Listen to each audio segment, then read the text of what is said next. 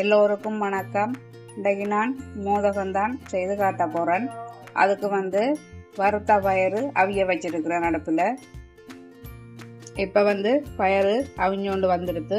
இப்போ நான் இதுக்கு தேவையான சர்க்கரையை போடுவோம். நான் சர்க்கரை கட்டியாக தான் போட்டிருக்கிறேன். அது அந்த சூட்டில் அப்படியே கரையும்.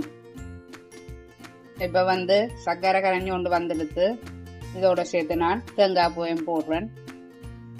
இதுக்கு தேவையான ஏலக்காயையும் போட்டு கலக்கி விடுவோம். இப்போ எங்கள்ட பயறு ரெடி ஆகிடுது. இனி வாங்கோ மாவை குழைப்போம். இப்போ வாங்கோ மா குழைப்போம். நான் இந்த டின்பால் பேணி இருக்குதானே, இதால் நான் 2 அவிச்சமா எடுக்க போகிறேன். 2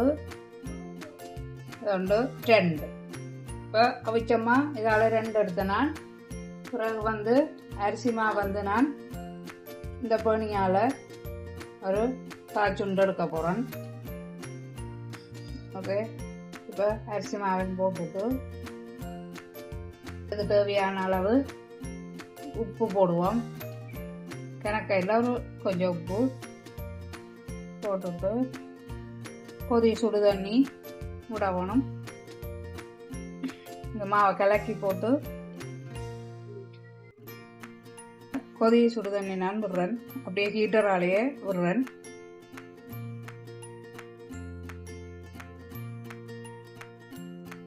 ஓகே, இப்போ வாங்கோ குழச்சி கொண்டு வந்தாச்சு.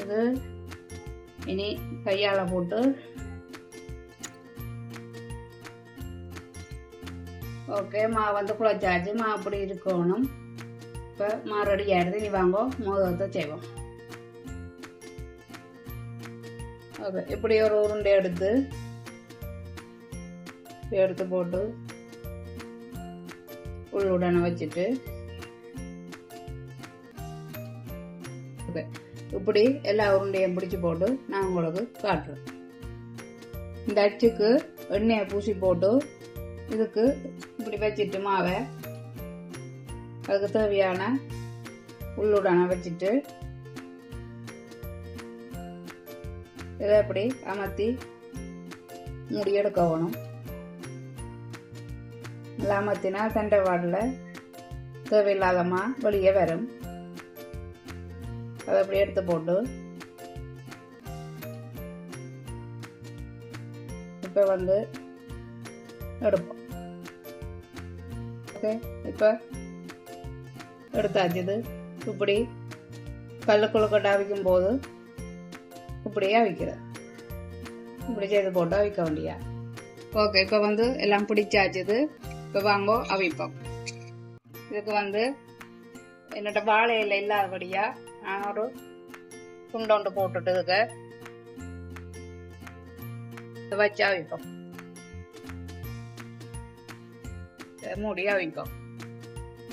ஓகே, இப்போ வாங்கோ மோதகம் அவிஞ்செடுத்து தண்ணியில் தொட்டு போட்டு இப்படி வச்சு பார்த்தா ஒட்டாட்டில் ஓகே அவிஞ்செடுத்துன்ற அர்த்தம். இது அவிஞ்சிடுது. இப்போ வாங்கோ உராக்குவோம். ஓகே, அவிஞ்செடுத்து இதே மாதிரி மற்றதே அவிச்சு எடுப்போம். இப்போ வாங்கோ எல்லா மோதகமும் அவிச்சு எடுத்தாச்சுது. நான் இப்போ கொஞ்சத்தை பொரிக்க போகிறேன். ஏனென்றால் இது நாளைக்கு எடுத்தால் பழுதாக போயிடும். ஏனெண்டா தேங்காய்ப்பூ டக்கண்டு பழுதாகிடும்.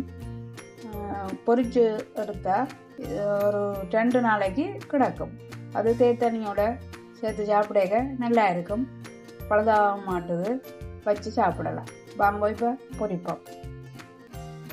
இப்போ வாங்கோ எண்ணெய் பொரிச்செடுத்து இதை பொரிச்சு எடுப்போம். மற்ற பக்கமும் திருப்பி விட்டு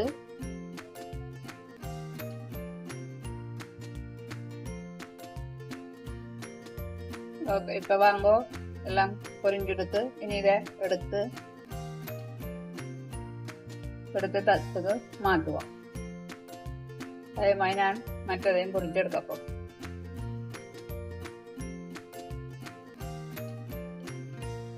ஓகே, இப்போ பாருங்க கொஞ்சம் பொரிச்சிருக்கிறேன், கொஞ்சமாக வச்சிருக்கிறேன். ஓகே, நீங்களும் இப்படி செய்து சாப்பிட்டு இப்படி இருக்குன்ட்டு லைக் பண்ணுங்க, கமெண்ட்ஸ் பண்ணுங்க, ஷேர் பண்ணுங்க, மறக்காமல் சப்ஸ்கிரைப் பண்ணுங்க. நன்றி, வணக்கம்.